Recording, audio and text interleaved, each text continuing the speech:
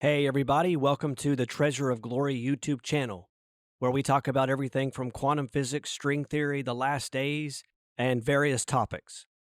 I have a website, so go to treasureofglory.com, and I've got some blog articles and 2 free e-courses that ought to keep you busy.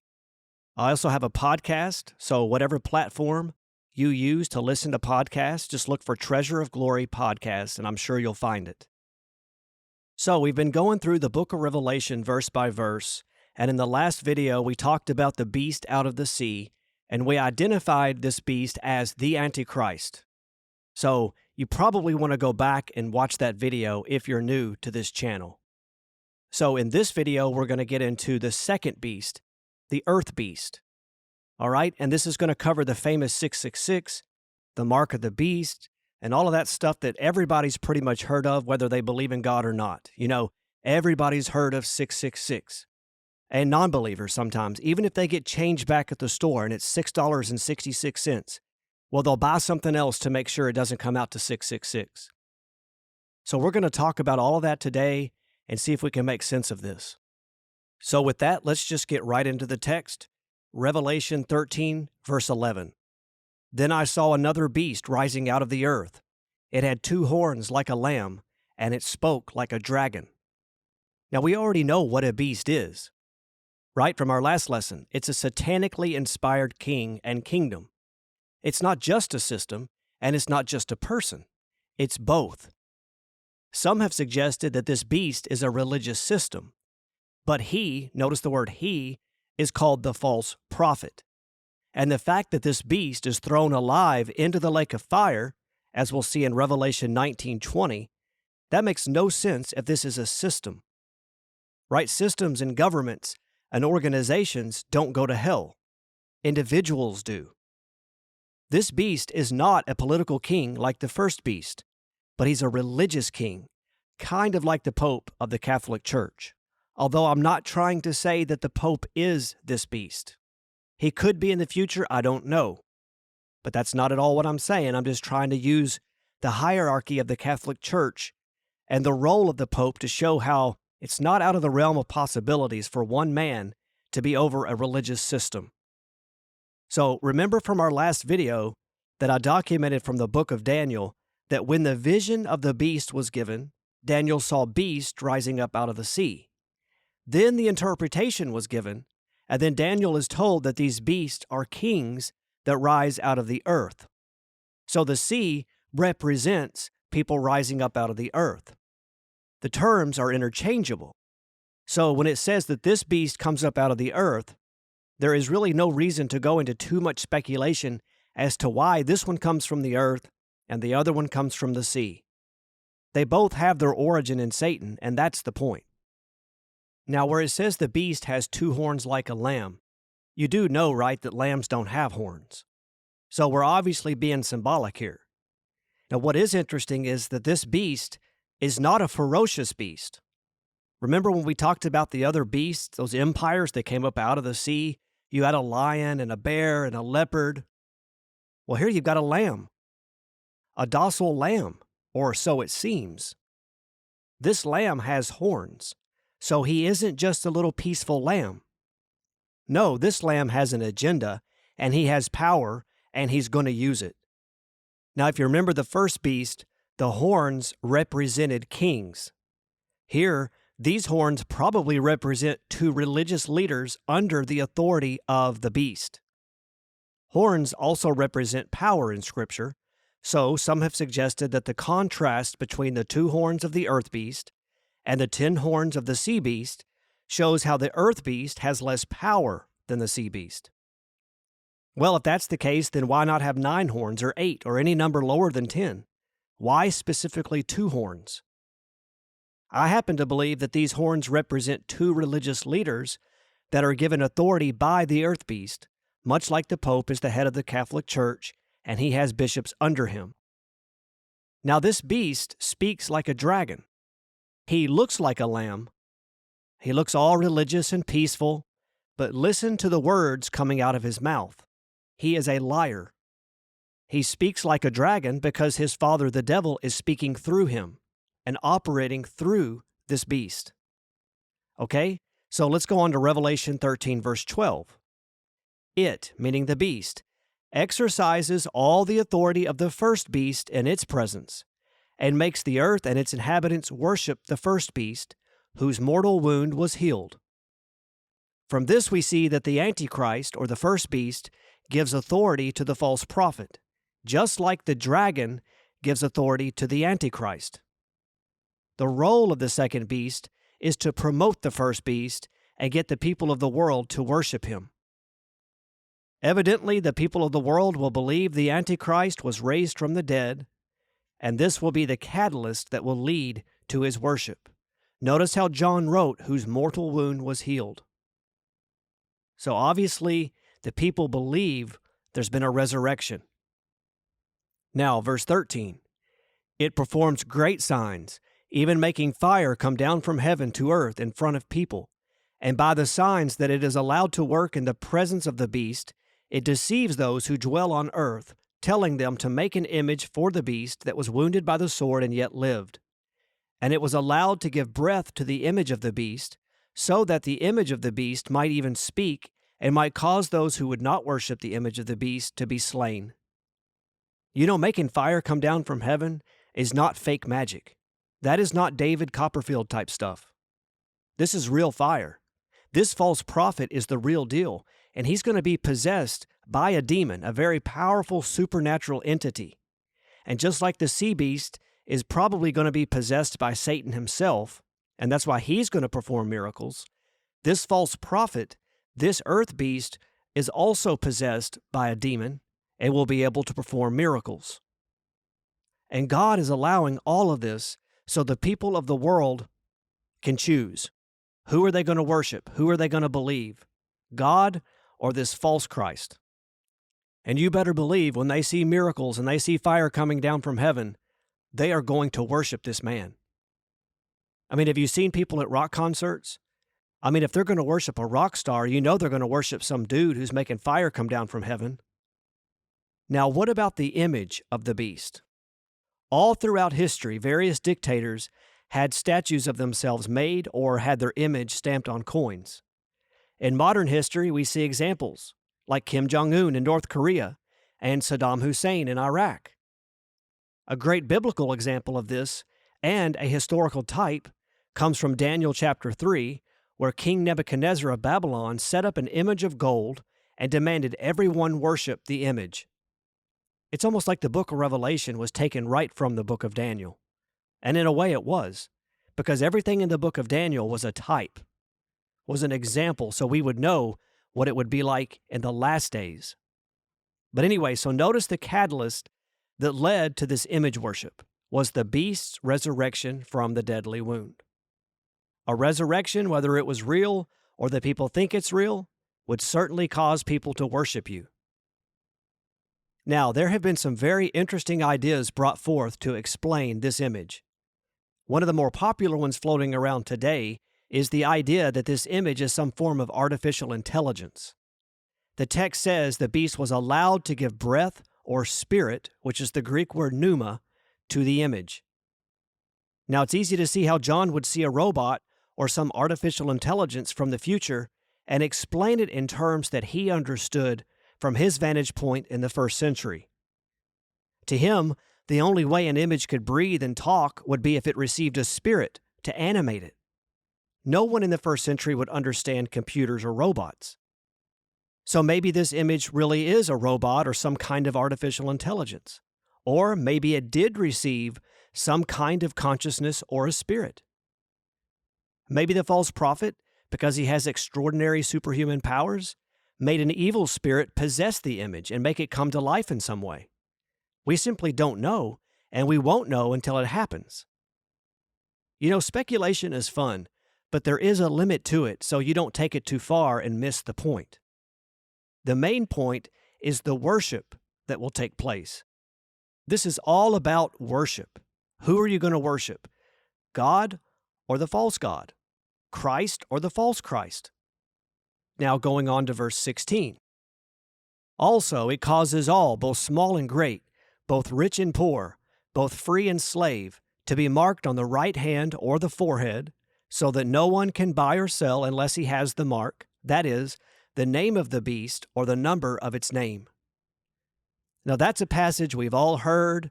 No matter what we believe, we've all heard about this mark. What is this mark? The Greek word for mark is charagma, and it means a scratch or etching, like a stamp. It's an imprinted mark, the mark branded upon horses, for example. The term was also used for putting the names or images of Roman emperors on coins or official state documents. Marks could also be tattooed or branded on slaves who tried to escape and then got recaptured. And it was also put on soldiers to show ownership. And there were various pagan religions in the ancient world where they marked themselves to show devotion to a particular god. So when the people of the first century read this, it was not totally foreign to their thinking. Now, we have come up with all kinds of wild theories in our generation, like the RFID chip. Now that we have the technology to insert a chip the size of a grain of rice into our skin, some people believe the mark will be an RFID chip. This does kind of make sense because with this technology, you could have a credit to spend. All of your bank account information can be on the chip. And the text does seem to imply that there will be some kind of cashless society, because how else could you monitor a society where you couldn't buy or sell without the chip? You have to do away with cash. However, the text doesn't say that you can't buy or sell unless you have a chip inserted into you. It just has to be a visible mark on the hand or forehead, not some invisible technology. Besides this, the term mark in the Greek implies whatever the mark is, it will be on the outside of the skin and visible. So I personally don't believe it's a chip. It could be, but I don't know. Now, because of the COVID pandemic, now we've got people going around saying that the COVID vaccine could be the mark of the beast. But if you think about it, the purpose of the vaccine has nothing to do with commerce, and no one is being killed for refusing to take the shot, at least not yet anyway. Besides this, if you get a shot, there is no visible mark to identify you as one loyal to the Antichrist. The COVID shot is not like the smallpox vaccine people got back in the day that left a big, huge scar on their arm.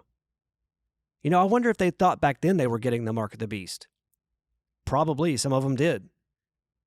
Now let's talk about another idea that's pushed by the Seventh-day Adventists. They teach that the mark of the beast is Christians participating in Sunday worship instead of Saturday worship. Well, it is true that Sunday is not technically the Sabbath, and a whole study could be devoted to this idea, but I personally don't think that that's what this text is saying. What day of the week you worship on cannot be seen or determined by just looking at someone, and the mark in this text is visible, and it acts as an identifier to separate the beast's loyal followers from those rebellious Christians. Also, what if someone doesn't even go to church and they don't worship on any day of the week? Do they have the mark? All right, and then you've also got this idea that the name of Allah is the mark of the beast. Based on the Greek text where it says 666, some believe that is the name of Allah. But think about this, the text in Revelation says it's the number of a man. But Allah is not a man, is he? He's a god. So that just won't work. Also, if you look at the actual Arabic spelling of the name Allah, it looks nothing like the Greek letters used to make 666. I mean, it does a little bit, but you've got to get very creative and you've got to twist the letters. Because the letters in Greek are standing, but the letters in Arabic are lying down. So again, I think that's a stretch as well. Now here's probably the wildest one I've ever heard. Some people actually teach that the mark of the beast is receiving Satan's DNA. This is the idea of mixing human DNA with angelic DNA, kind of like they did back in Genesis 6 when the angels mixed with humans to create the Nephilim. These hybrids. Some believe that in the future, Satan is going to offer some kind of upgrade where you can get his DNA and you can live forever. This is way out in left field and, in my opinion, completely off base. And then you've got the barcode people and the Social Security number people who think that the barcodes and having a Social Security number was the mark of the beast. But you know what? All of this can be cleared up if you remember what the main point of the mark is: worship. To keep yourself untainted from all these wild conspiracy theories, remember this: the mark of the beast is about worship. Never forget that. When you are given a choice between worshiping a man and receiving a mark or being killed, then you know you're dealing with the mark of the beast. No matter what happens before then is not the mark of the beast. So maybe the mark will be a chip, maybe it will be a tattoo, or all of these things we just mentioned. But until worship is involved, it's not the actual mark. Now, verse 18. This calls for wisdom.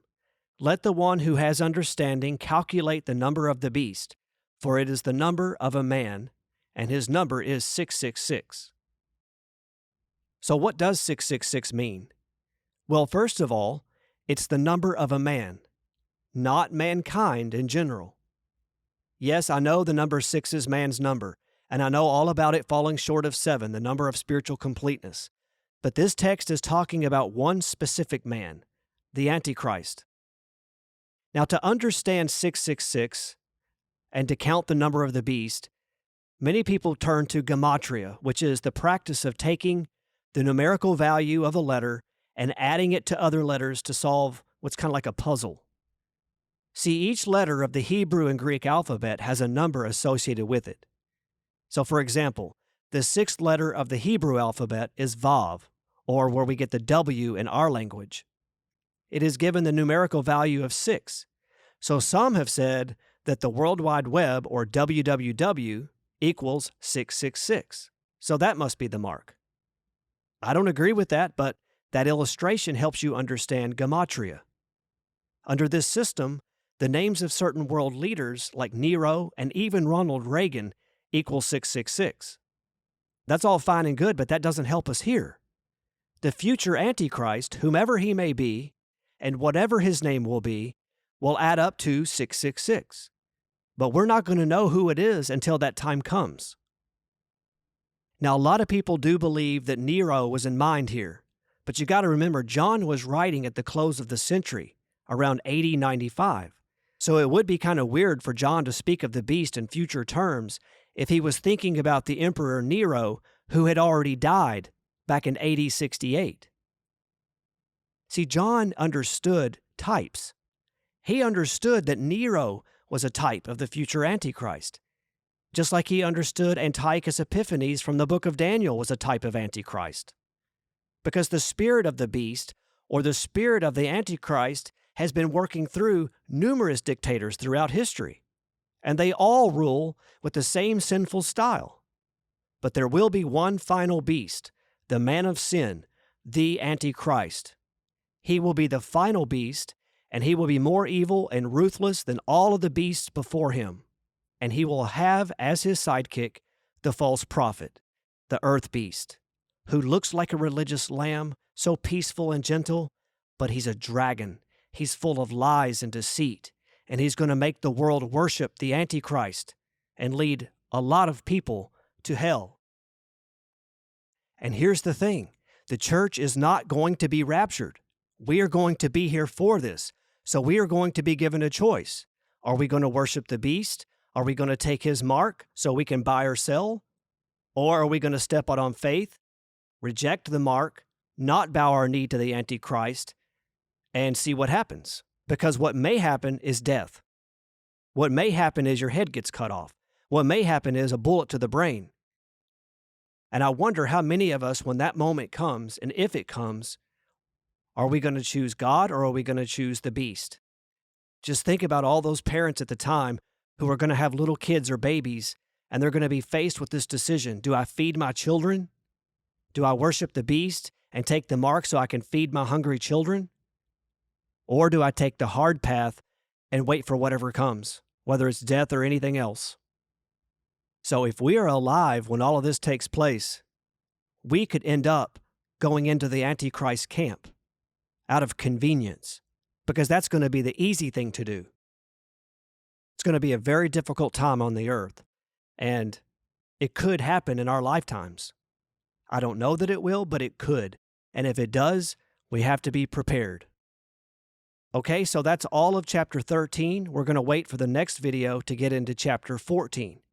God bless, and I will see you there.